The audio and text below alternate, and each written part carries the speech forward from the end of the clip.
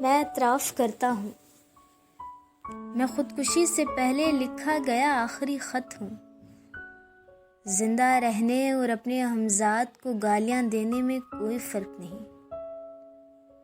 مجھے خود سے ستیلی ماں جتنی ہمدردی ہے۔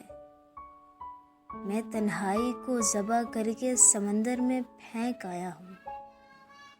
اب میں خود کو کسی بھی دوسرے شخص کے نام سے پکار سکتا ہوں۔ سانس لینے کا مشغلہ اختیار کرنا اور بدصورت لڑکی کو چائے کی دعوت دینا بالکل ایک جیسا ناٹک ہے۔ میں اپنا چہرہ پھاڑ کر پھینک چکا ہوں۔ اب مجھے کوئی نہیں پہچانتا۔ جیسے میں نے تمہیں بے لباس دیکھنے کے بعد قبول کرنے سے انکار کر دیا تھا۔ بوڑھا پن میرے اندر کسی نادیدہ خوف کی طرح پھیل رہا ہے۔ ممکن ہے کہ میں کسی دن خود کو کہیں رکھ کر بھول جاؤں گا۔ اپنی یادداشت دفنانے میں ایک جنگل میں نکل آیا ہوں۔ پرندے مجھے اپنا بچھڑا ہوا بھائی سمجھ رہے ہیں۔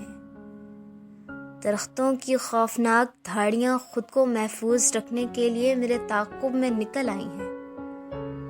پاؤں میں پہنی ہوئی سانسیں مجھے خود سے لپیٹ لیتی ہیں، اور میں خوفزدہ ہو کر خود کو کسی گلے میں پھنسا مچھلی کا کانٹا محسوس کرتا ہوں۔